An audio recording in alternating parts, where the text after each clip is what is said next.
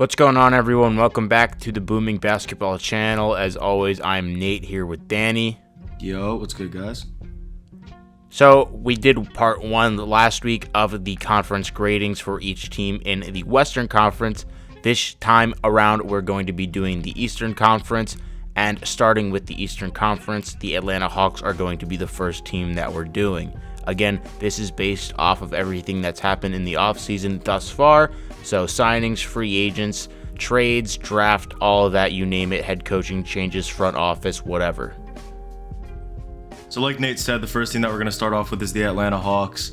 We were not fans of what they did this offseason. They did essentially nothing. They drafted Kobe Buffkin and they traded John Collins away for close to nothing. And they had the worst offseason in my opinion. And based on the grades that we gave other teams, they had the worst offseason, and we're going to give them a D. Yeah, and I think it's not even just that they didn't do anything, and it's not like I'm not a fan of them getting rid of John Collins, because I think definitely it was the right thing to do. Both the franchise and him as a player needed a split, I think, for the best interests of both sides.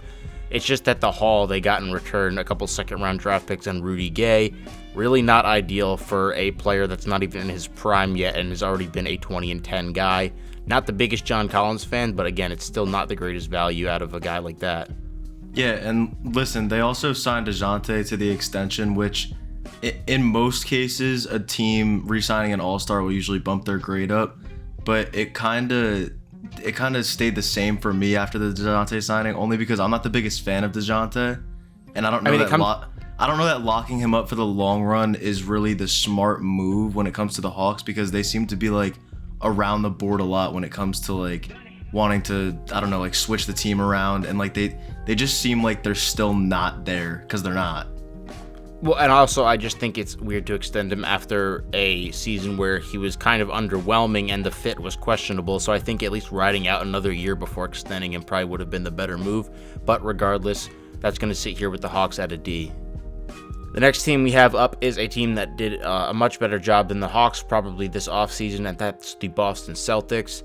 Got one of the most notable players on the market so far in free agency, or technically not a free agent, but Porzingis did have the option to become a free agent if he wasn't traded, so he goes to Boston.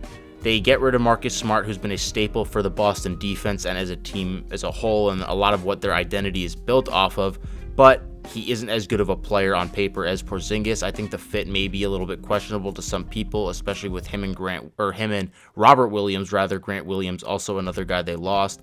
The question is having your two bigs be able to actually stay healthy. That's the question, because Porzingis and Robert Williams are both injury prone, so I think a B is fair for now. It could go up, and depending on how Porzingis fits, I think it really does have that ability to go up. I think that them getting Porzingis I think that was very good for them. That was the best move that they probably could have made this offseason in terms of making the team better, because I know that the Celtics, have been to the finals within the past 2 years.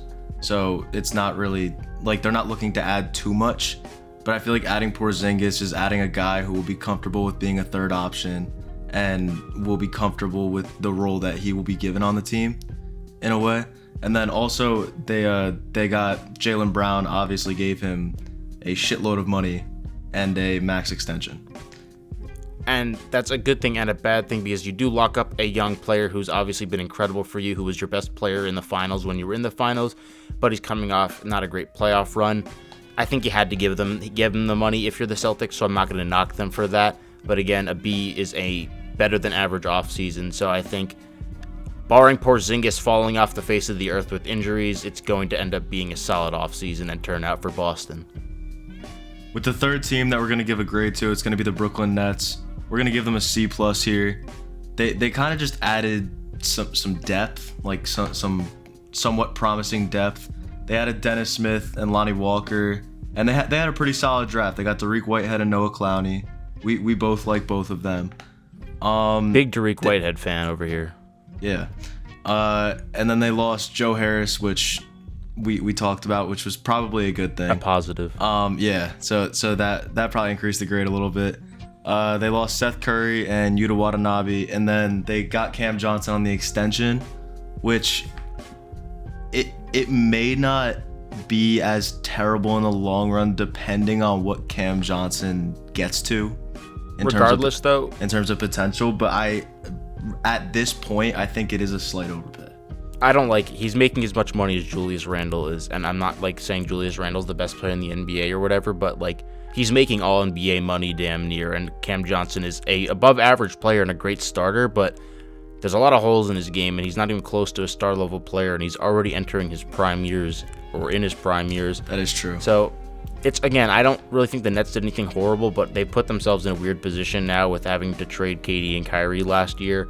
So adding some depth that, DSJ and Lonnie Walker are already good players, and they could get better. So it's low risk, high reward, possibly. And then I like Dariq Whitehead. He was a super high touted prospect coming out of high school. A little bit of a struggling season at Duke, even though his percentages were really good.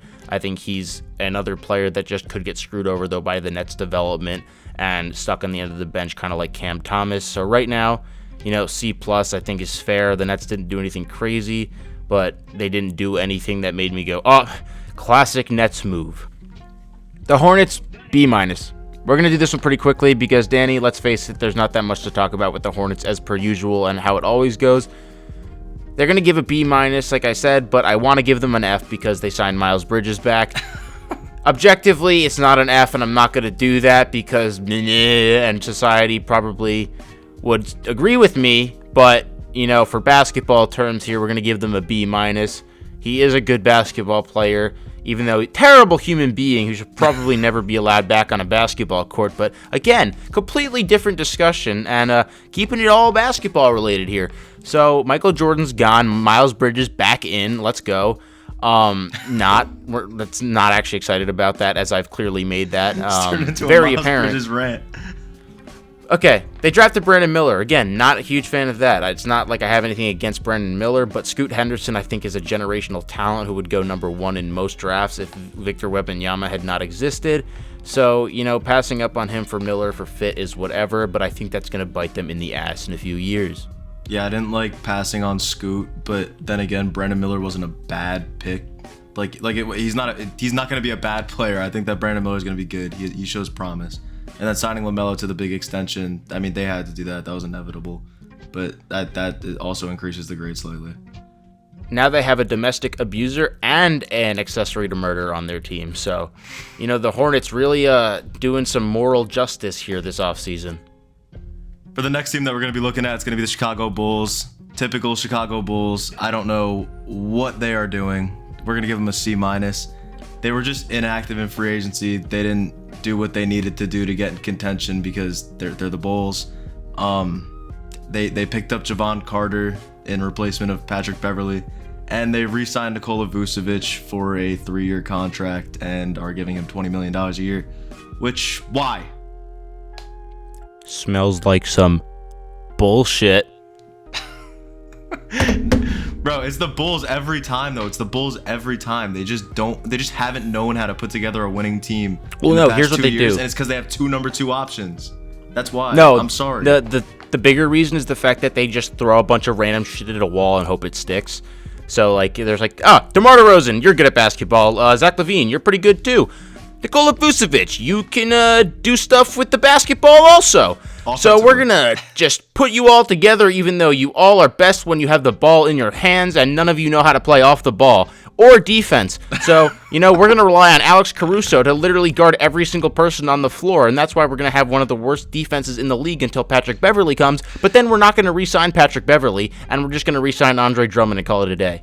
So, Hornets, not the Hornets, but the Bulls are pretty much acting like the Hornets right now. A C-. This is very far from the glory days of Michael Jordan and even the good, somewhat glory days of Derrick Rose and Tom Thibodeau coach teams. It's just, I don't know what the Bulls are doing. They clearly need to blow this roster up. I don't think they're going to contend in the East like this, and, I think a C- might even be generous.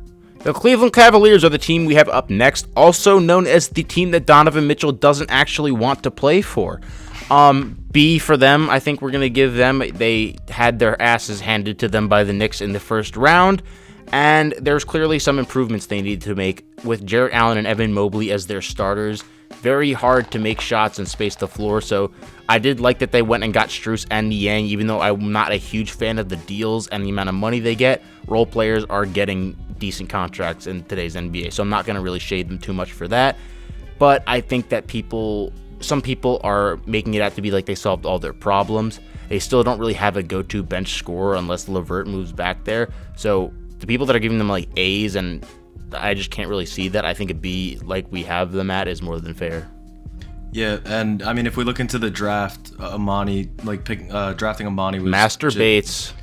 Master Bates made a post about Master Bates. No, but when we see Amani start to develop, maybe that could, I guess, negate Karis LeVert to the bench role, and maybe things could work out that way. I mean, I think Amani he'll be perfect for the Cavs if his shot selection stays as it did in the summer league, because in college his shot selection was Well, I think part of that will help just playing with Darius Garland and Donovan Mitchell. Let's say eventually he does somehow start to slot into the starting lineup, which I don't see happening right away in his first season. And he's a late pick, obviously, so I'm not going to give the Cavs a better grade because of him. We are very high on him personally, but, it's not going to be an impact thing right away.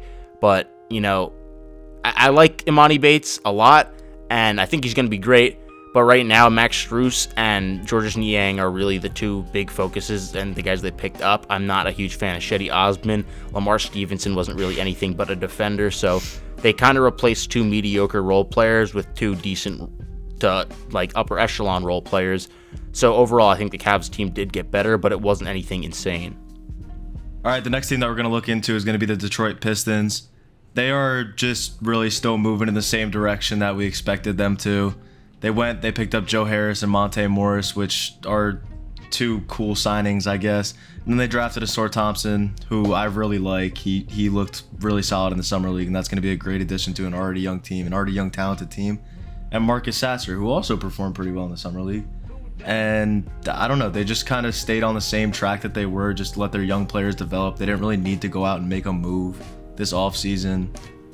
So I don't really see a problem with their offseason, so that's why we're going to go with a B.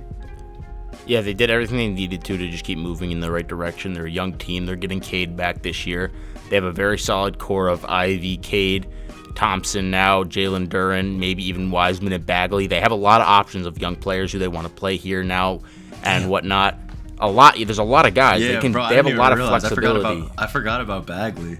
I think that and Bagley was very, very good with them too at the end of last season. So I think the Pistons' depth is very much going under the radar, especially when talking about how good a lot of these young teams are. I think that the Pistons could very well be right there with them. And having guys like Monte Morris and Joe Harris, it's not the world of difference. But when you have a lot of young guys to have consistency and those veterans who have been around the game for a long time and can bring some, comfortability and as safety valves for the younger guys, it's definitely a good thing to have. And Monte Morris is a very steady point guard who can help even out and steady the offensive flow when the rookies or young guys are struggling. So, with Monty Williams too now there as the coach, bringing him in also helps their grade. I think a B+ is definitely in that area, and they have one of the better young rosters in the league. The next team we have up is the Indiana Pacers, who is going to be another team in the B range. Going to give them a B+, and Bruce Brown was the talking point probably of the Pacers before the Tyrese Halliburton extension, and I really don't mind the Bruce Brown contract at all. He's making over $20 million a year, but they have a team option for next season, so guess what? If he doesn't work out, they can get rid of him and he'll be off the books.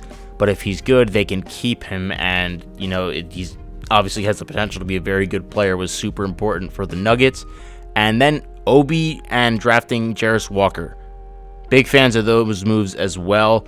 Getting Obi, a lot of people who follow the Instagram know how I feel about Obi. He's been terrific every time he's been given an opportunity to start in New York, and I think going next to Halliburton with his playmaking is going to be a dream fit, and Obi is going to be able to flourish there. So overall, the Pacers didn't really give up much, and they got a decent amount of value.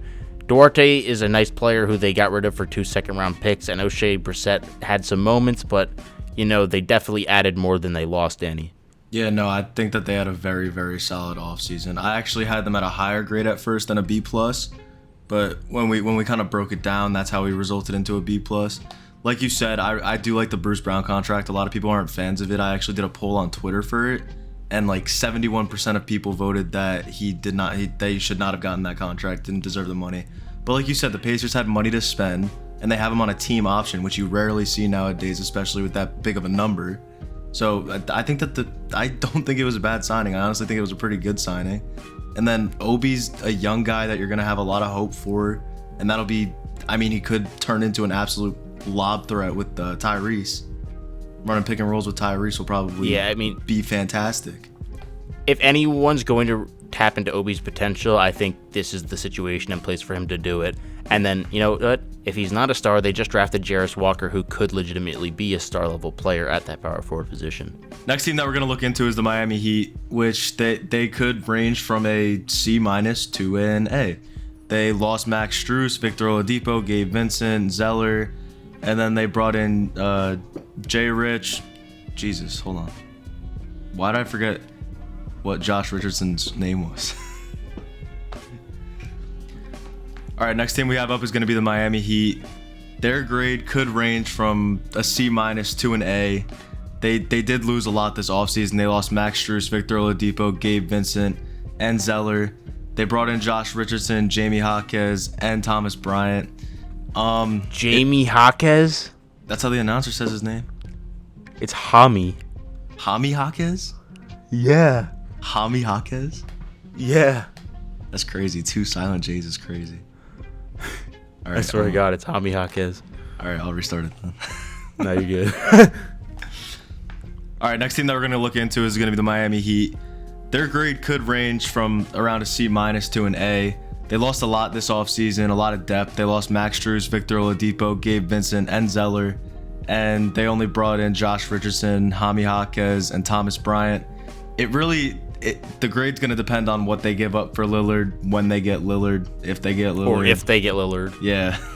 It really just depends on the whole entire Damian Lillard situation. If they give up too much for Lillard and start giving up a huge, like a way bigger haul of draft picks than we expected, the grade could be somewhere around like a B. Like I don't know. It all is subject to the Damian Lillard trade. You can really break it down for idiots or people that can't understand things very much. And you can break it down in very simple terms here. It's if the Heat get Damian Lillard, getting Dame outweighs, losing Max Strus, Gabe Vincent, etc. If you don't get Damian Lillard, you're down a starting point guard because Gabe Vincent's gone, and you're kind of just left there with fuck all. So, Josh Richardson, I like him. He's a good three-way, or not three-way, that makes no sense. He's a good two-way player, and he knows the Heat system. He came up with the Heat as a rookie. So they did some decent jobs to fill their role player needs after losing 2 important ones. But, ultimately, at the end of the day, if they don't get Lillard, I think they got worse. And coming off of a finals appearance, that's not exactly what you want to do. The Bucks are another one we can kind of keep short and sweet. They're going to be a B-, mainly because of the fact that they re-signed Middleton and Brook Lopez, which is what they needed to do to keep their core together.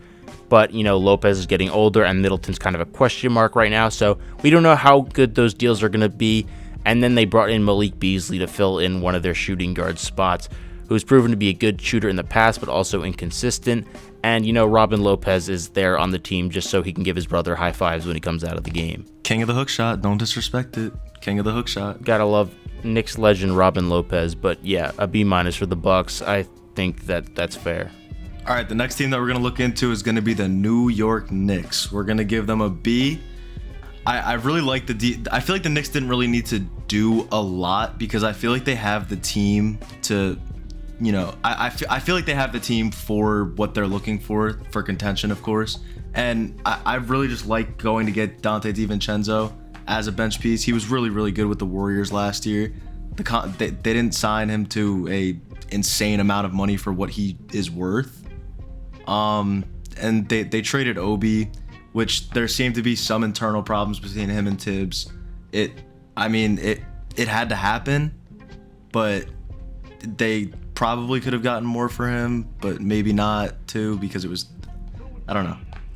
I don't really think so at that point. I think Obi was kind of just, His value is down. He's older for how many seasons he's been in the league, and it was kind of just, it wasn't really to get value out of him. I think it was just to do Obi a service and give him a chance that he deserves. And, this team is already very good. They have a lot of young talent, and one of their strengths is their depth. So unless that superstar came available that they could get without getting rid of all their depth, I didn't really think that there was any big moves the Knicks needed to make. Josh Hart came back on his player option, which a lot of people didn't think he was going to accept, which is only around $13 million for the next season. So they were able to bring in Dante, who's a high-volume three-point shooter, over 5 attempts per game on almost 40%, which is something the Knicks need. And, he has chemistry with Josh Hart and Jalen Brunson. So the Knicks didn't do anything crazy, but they went out and made one good signing, and they still have all their pieces, which I think is the most important thing. And unlike Knicks of old and old Knicks teams that would gamble away all their assets for a win-now move, this Knicks team seems to be headed in the right direction. The Magic are another team that are kind of just boring in the fact that they didn't do anything really bad, but they didn't make a ton of moves. I like them drafting Anthony Black, but then drafting Jet Howard at 11th was a bit of a reach, and I'm not sure he was the best fit for them. But I'm not going to give them too much slack for that because sometimes teams like their guys, and it's not like he was such a reach that it makes it ridiculous. It was just a little bit of a surprising pick. But I like Anthony Black. Losing Bull is a good thing because that means there's no more chance he's actually going to play minutes for their basketball team. And, I like signing Joe Ingles because he's still a nice player, and they could use some veterans, especially wings, who can help mentor the young guys. Yeah, I liked all the pickups that they made, and, losing Bull is tragic, obviously, you know that. No! Not Bull. No. But I just feel like they have so many guards. They drafted Jet Howard and Anthony Black, which are both considered guards, and they already have guards on their roster, and Cole Anthony and Markelle Fultz and Terrell Suggs, Jalen Suggs. I just felt like they had so many guards. So it was a slightly above average offseason because I guess that they got better because the one loss that they had made them better. So it's a better problem to have too many talented guards than not enough talented guards, which has seemingly been the Magic's problem for a very long time now. So at least they're dealing with, some more optimal problems at this point. I think that they're going to see what they can get for one of their younger point guards, though. Possibly. That wouldn't surprise me at all. All right, the next team that we're going to be looking at is going to be the Philadelphia 76ers. So far, they have not had a good offseason. Right now, as of now, it's a C-, but we also don't know what's going to happen with the whole James Harden situation. The signings that they made were Patrick Beverley and Mo Bamba, so not really any big deals there. And then they lost Shake Milton and Georges Niang and McDaniels, which hopefully the return from the Harden trade, if they do end up trading Harden, because I heard that he's reporting to camp. If they do end up trading Harden, hopefully, the depth that they might be able to get from him will fill some of those holes that they left, but I don't know. How do you feel about it, Nate? They do have Mo Bamba now, which is nice because now they'll have Hose calling a young Embiid's phone, which is a nice thing to have on your team. But seriously, Mo Bamba's not a bad backup center, maybe because he can block shots and stretch the floor a little bit. It's certainly an upgrade from Montrezl Harrell, who now is going to be out for the entire season. So having a center with two working legs is definitely optimal. That's a good thing that they have now off their bench. But, also, losing McDaniels isn't, the biggest deal. Losing Niang hurts because he's one of their biggest shooters and, fan favorites. But it's just Beverly's nice, and maybe he'll help instill some discipline in their team. But I'm not really a fan of what Philly's doing. I don't think Philly has a real plan right now. And they're bringing back a disgruntled star in Harden regardless of if they trade him or not. Neither situation seems optimal at this point. So Philly, sorry that you seem to be going back into purgatory, but, trust the process. C- for now. The Raptors are going to be handed a nice little C here because it's pretty bang average. They lost the walking brick machine that is Fred VanVleet, but at the same time, he is their go-to point guard and the guy that set up a lot of their offense. So there's going to be a lot, and I mean a lot of shots to go around now for other players on the Raptors. Dennis Schroeder, maybe he'll fill that role a little bit nicer because he probably won't shoot below 40% from the field. But, Getting Jakob Poeltl back was nice. I like Dick. But I tell you, I like Dick. Grady Dick was a very good pickup in the draft. I think he's one of the better shooters despite a rough summer league. He could be a very, very solid player, someone I am a fan of going into the draft. And yeah, it's just, the Raptors are the Raptors. They're not very good right now. They didn't get better. They're going to be in the middle of no man's land for a bit, and I think maybe they should trade Pascal Siakam. I don't know what you think, but, it's not all great in Raptor land right now. Yeah, Nate. So the Raptors almost just look confused of what they should do. I like the Schroeder signing to replace Fred VanVleet. Like you said, Schroeder will be more consistent than Fred VanVleet and won't be as much of a shot chucker and take away volume from the guys that they want taking shots. They also got Jalen McDaniels, which I guess it's solid. And then we love Dick. We love Dick over here on this channel. So so we're gonna stick at like a C. But I also feel like they could have gotten more. I feel like they could have gotten something if they had done a sign and trade with Fred rather than just let him go in free agency. But the whole thing is Fred was started whining like a baby and was all mad at their franchise and saying how he was the villain and didn't want to help them.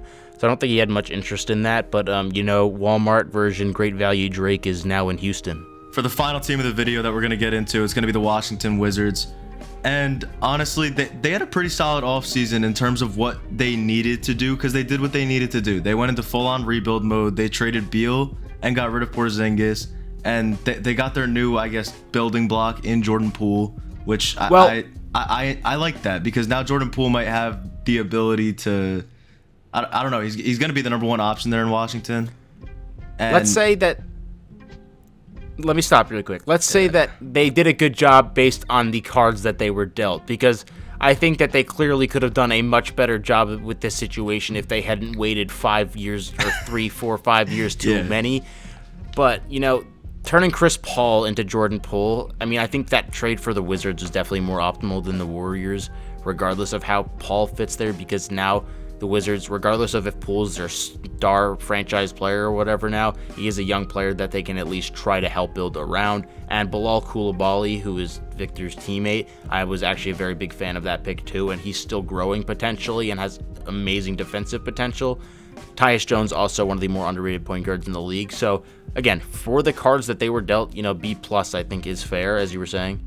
Yeah, and I also love the fact that they really, it's so easy to tell that they're setting themselves up for the future, also because they got a shit ton of draft picks this offseason too. Yeah. So they really just built their draft capital for the future and got Jordan Poole, who has potential to be a future star. And hopefully, we'll see if he can come into his own in Washington as the number one option. I hope that he does. I hope he succeeds. But from what I've heard, I heard a report that he was miserable in Washington and that he might hold out. He might end up holding out. Anyways, that is going to wrap it up for this episode, part 2 of the offseason gradings. Check out the Western Conference. That will be linked at the end of this video. If you guys did not watch that one, it's on our channel. Make sure to check out all of our social media links in the description. Subscribe and leave a like if you did enjoy, and stay tuned for more basketball content. As always, I'm Nate, here with Danny. Peace. Say goodbye, Danny. Formally say goodbye to our audience. Goodbye, audience of Booming Basketball. It's been a pleasure speaking with you guys. It's been a pleasure as always, guys. We'll see you in the next video. Peace. Peace. Sir, you have a little bit of poop inside your testicles.